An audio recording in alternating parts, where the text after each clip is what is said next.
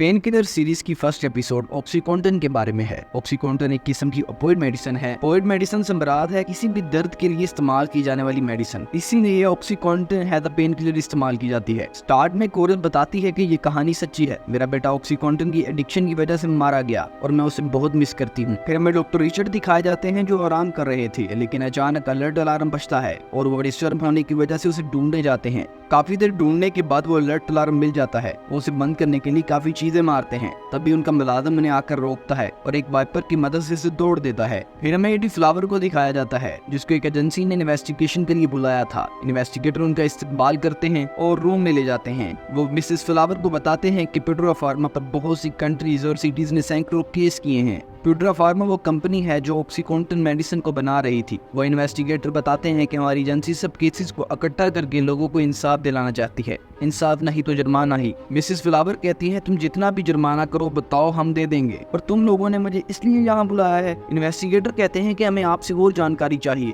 कि ऑक्सीकॉन्टिन की शुरुआत कहाँ से हुई। मिसेस फ्लावर पहले बताती नहीं, पर जब उसे डॉक्टर रिचर्ड का बयान दिखाया जाता है तो वह हैरान हो जाती है और फिर अपना बयान देने के लिए राजी हो जाती है। और फिर हमें पास में दिखाया जाता है कि Mrs flower US attorney office में एक इन्वेस्टिगेटर हैं और उनका काम ऐसे डॉक्टर्स को पकड़ना था जो गवर्नमेंट से पैसे लेती है उन मेडिसिन के जो वो प्रिस्क्रिप्शन में लिखते भी नहीं। वो एक डॉक्टर के पास इन्वेस्टिगेशन के लिए आई थी। वो डॉक्टर को एक्सरे मशीन दिखाने को कहती है। जब एक्सरे मशीन को देखती है तो समझ जाती है कि डॉक्टर एक्सरे के बगैर ही लोगों को मेडिसिन प्रिस्क्राइब कर रहा है। वो डॉक्टर से कहती है कि आपने 30 दिन लगातार एक दिन में 50 एक्सरे किए हैं और एक एक्सरे $160। उस हिसाब से आपकी क्लिनिक ने $1,60,500 कमाए हैं। डॉक्टर की ये सब देख कर फटने लगती है। वो मिसेस फ्लावर से कहता है कि मैं सारे पैसे लुटा दूंगा, बल्कि उन सबको दूंगा जिन जिन से लिए हैं। मिसेस फ्लावर डॉक्टर के साथ कोऑपरेट कर लेती है और कहती है मुझे पिछले 2 सालों के सारे बिल चाहिए। ऑक्सीकॉन्टिन के बारे में लोग तब भी सुनते थे जब पिड्रा फार्मा अपने सेल्समैन को डॉक्टर के पास भेजते थे या जब किसी को चोट लगती थी। फिर हमें माइक को दिखाया जाता है जो सेकंड हैंड गाड़ियों का वर्कशॉप चलाता था। वो अपने बाइक को जल्दी से काम खत्म करके आने का कहता है, लेकिन वो क्रेन में बैठकर इंजन के साथ खेल रहा था। माइक काफी देर बाद आकर देखता है तो उसका भाई अभी भी यही कर रहा था। वो उसे रोकने क्रेन में जाता है, लेकिन वो अचानक नीचे गिर जाता है और जिस वजह से उसकी बैक साइड पर चोट लग जाती है। उसे हॉस्पिटल लेकर जाया जाता है और डॉक्टर उसको ऑपरेट करते हैं। ऑपरेशन अच्छे से होने के बाद डॉक्टर उसे मेडिसिन देते हैं जिनमें विकोडिन दर्द के लिए दी जाती है। विकोडिन ऐसी मेडिसिन है जो 2 फार्मूलों को मिलाकर बनती है, एक हाइड्रोकोडोन और दूसरी एसिटामिनोफेन, जिसे पैरासीटामोल भी कहा जाता है। एसिटामिनोफेन हाइड्रोकोडोन में इसलिए मिलाया जाता है कि वो हाइड्रोकोडोन की ताकत को इंक्रीज कर देता है, जिसकी वजह से विकोडोन किसी भी किस्म की दर्द को खत्म कर सकता है। विकोडिन एक ओपियोइड मेडिसिन है जिसको नारकोटिक भी कह सकते हैं, जो दिमाग के लिए इस्तेमाल की जाती है। फिर मिसेस फ्लावर ऑर्थर सेक्युलर के बारे में बताती है कि वो फार्मास्यूटिकल की शुरुआत में एक साइकियाट्रिस्ट था। उस वक्त मेंटल हेल्थ को ठीक करने के लिए लेबोटमी का इस्तेमाल किया जाता था। उससे मरीज ठीक हो जाता था और वापस डॉक्टर के पास नहीं आता था। तब ऑर्थर ने ऐसी पिल की इजाद की जिससे मरीज सारी जिंदगी वापस आता था। उस मेडिसिन का नाम थायरोजिन था, जो लेबोटमी की तरह मेंटल हेल्थ और स्किज़ोफ्रेनिया को ठीक करती थी। स्किज़ोफ्रेनिया से मुराद जिन्नात का दिखना, लोगों से बात करने में घबराना, लेक ऑफ मोटिवेशन होना। डॉक्टर आर्थर मार्केटिंग को समझता था। उसने सबसे पहले 2 चीजें खरीदी, फार्मास्यूटिकल कंपनी और यूरोप की सबसे बड़ी एडवर्टाइजिंग एजेंसी, जिसके जरिए वो अपनी मेडिसिन को पूरी दुनिया में फैला सकता था। जब उसे वॉल्यूम मेडिसिन का कॉन्ट्रैक्ट मिला जो कि यूरोप की ब्लॉकबस्टर मेडिसिन थी, वो रईस बन गया। वॉल्यूम ऐसी मेडिसिन है जो कि एंजाइटी, चक्कर आने, जिस्म के किसी हिस्से का काम न करने और सुस्ती को दूर करने के लिए इस्तेमाल की जाती है। फिर एक वक्त आता है कि ऑर्थर दूसरे लोगों की तरह अपनी विरासत, अपने खानदान को देखकर मरने के करीब होता है। वो खुद कार ड्राइव करके हॉस्पिटल जाता है और डॉक्टर से कहता है कि मुझे हार्ट अटैक हुआ है, मेरी लेफ्ट एंटीरियर डिसेंडिंग आर्टरी में ब्लॉकेज हुआ है, मुझे फौरन ब्लोन एंजियोप्लास्टी की जरूरत है वरना मैं मर जाऊंगा। डॉक्टर उसकी बात नहीं मानते, उसे कहते हैं कि हमें पहले ईसीजी करना होगा, और जब वो ईसीजी रिपोर्ट देखते हैं तो सच में ऑर्थर ठीक कह रहा था। लेकिन बहुत देर हो जाती है और ऑर्थर मर जाता है।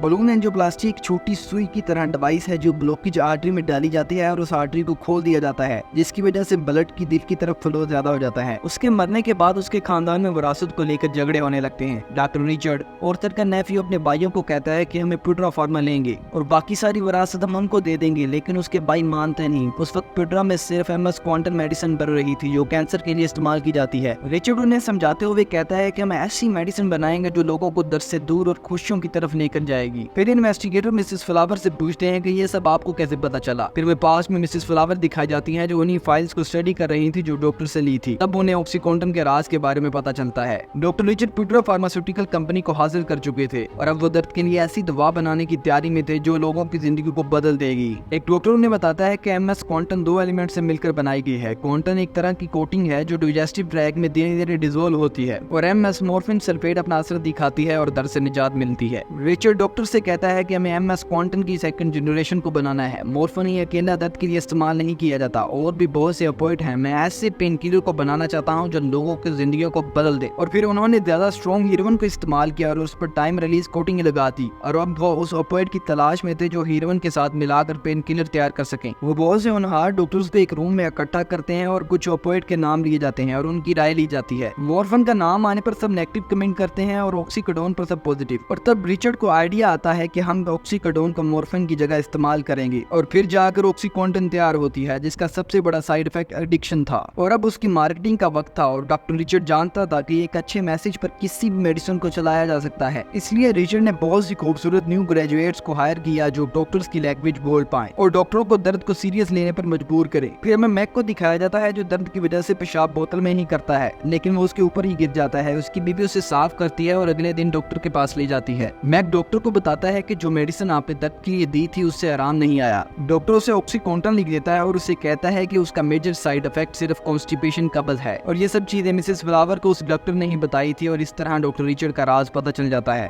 लोग ऑक्सीकॉन्टिन मेडिसिन में ऐसे मुब्तला हो गए थे कि वो दर्द से दूर अपनी जिंदगी को एंजॉय कर रहे थे, लेकिन लास्ट में उसी मेडिसिन से उनकी मौत लिखी थी। और आजकल हमारे मुआशरे में भी ऐसे ही चल रहा है। डॉक्टर पैसों की खातिर बेहतरीन प्रिस्क्रिप्शन लिखने की बजाय वो लिखते हैं जिन कंपनी से उनसे ज्यादा पैसे आ रहे हों। सो प्लीज हमें सबको चाहिए कि हम जो मेडिसिन लें या किसी के लिए लें उस पर सर्च करें कि वो हमारे लिए या हमारे प्यारों के लिए ठीक है या नहीं।